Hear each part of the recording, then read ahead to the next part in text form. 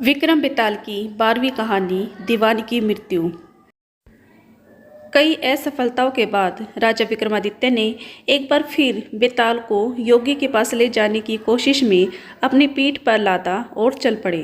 रास्ता काटने के लिए बेताल ने फिर से राजा को एक नई कहानी सुनानी शुरू की। बहुत पुरानी बात है। यशकेतु नाम के राजा पूर्णपुर नाम राज्य में राज करते थे। उनका सत्यमणि नाम का एक दीवान था। सत्यमणि बड़ा ही समझदार और चतुर मंत्री था। वह राजा का सारा राजपाट संभालता था और विलासी राजा मंत्री पर सारा भार डालकर भोग में पड़ा रहता। राजा के भोग विलासिता में होते अधिक खर्च की वजह से राजकोष का धन कम होने लगा। प्रजा भी राजा से नाराज रहने लगी। जब मंत्री को इस बारे में पता चला कि सब राज्य की निंदा कर रहे हैं तो उसे बहुत दुख हुआ। फिर जब उसने देखा कि राजा के साथ उसकी भी निंदा हो रही है तो उसे बहुत बुरा लगा। सत्यमणि ने अपने आप को शांत करने के लिए तीर्थ यात्रा पर जाने के बारे में सोचा। इस बारे में उसने राजा से बात की और आज्ञा लेकर वह तीर्थ यात्रा पर निकल गया। सत्यमणि चलते चलते एक समुद्री तट पर पहुंच गया। पूरा दिन बीत गया और रात हो चुकी थी। उसने सोचा कि आज रात यहीं रुककर आराम कर लेता हूँ। यह सोचकर वह एक पेड़ के नीचे सो गया। आधी रात को जब उसकी आंख खुली तो उसने देखा कि समुद्र से एक जगमगाता वृक्ष निकल रहा है। उस पर तरह तरह के हीरे जवाहरात लगे हुए थे।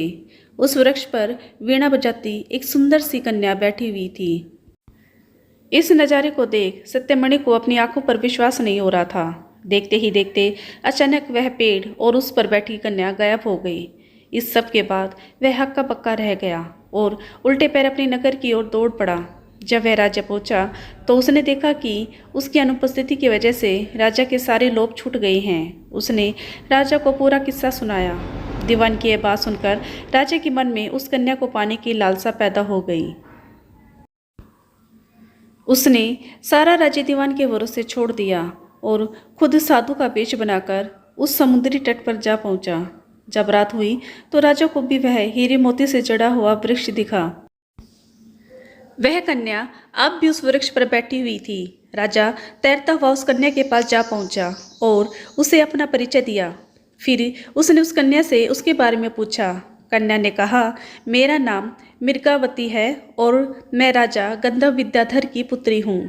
फिर राजा ने उसके सामने विवाह का प्रस्ताव रखा और कन्या ने कहा, आप जैसे महान राजा की रानी बनकर मेरा जीवन सफल हो जाएगा। राजन, लेकिन मेरी एक शर्त है। मैं हर कृष्ण पक्ष और शुक्ल पक्ष की चतुर्थी और अष्टमी को एक राक्षस के पास जाती हूँ जो मुझे निगल लेता है। आपको उस राक्षस को खत्म करना होगा। राजा यशकेतु ने तुरंत यह शर्त मान ली।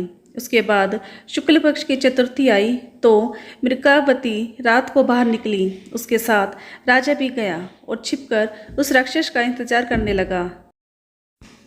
कुछ देर बाद राक्षस वहां आया और कन्या को निगल गया। यह देखकर राजा ने राक्षस पर हमला किया और अपनी तलवार से उसका पेट चीरकर मृगावती को जीवित बाहर निकाल लिया। इसके बाद राजा ने उससे पूछा कि यह सब क्या है। इस पर मृगावती ने उत्तर दिया कि मैं हर अष्टमी और चतुर्थी के दिन यहाँ शिव पूजा करने आती हूँ और जब तक मैं घर नहीं लौटती मेरे पिता मेरे बिना कभी भोजन नहीं करते। एक बार मुझे घर पहुंचने में देर हो गई और पिताजी को अधिक देर तक भूखा रहना पड़ा। जब मैं घर लौटी तो वह बहुत गुस्सा थे और उन्होंने मुझे श्राप दे दिया कि जब भी मैं चतुर्थी के दिन पूजा करने जाऊंगी तो एक राक्षस मुझे निगल लेगा। फिर मैं उसका पेट चीरकर बाहर निकल आया करूंगी।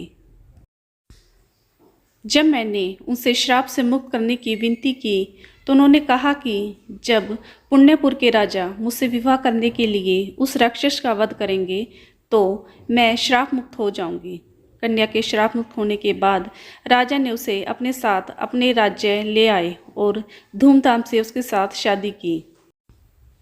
इसके बाद राजा ने दीवान को सारी कहानी सुनाई और यह सब सुनकर दीवान की मृत्यु हो गई।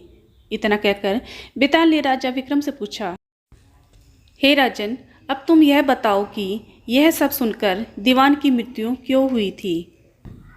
विक्रम ने कहा, दीवान की मृत्यु इसलिए हुई क्योंकि उसने सोचा कि राजा फिर स्त्री की लोभ में पड़ गया और उसके भोग विलास के कारण राज्य की दशा फिर से खराब हो जाएगी। उस कन्या के बारे में राजन को न बताना ही बेहतर था। उम्मीद करती हूँ दोस्तों आपको मेरी कहानियाँ पसंद आ रही होगी। ऐसे ही नई नई कहानियाँ सुनने के लिए जुड़े रहे अनुष्का खत्री वॉइस से और मेरे चैनल को ज़्यादा से ज़्यादा लाइक शेयर और सब्सक्राइब करें। मिलते हैं अगली कहानी पर।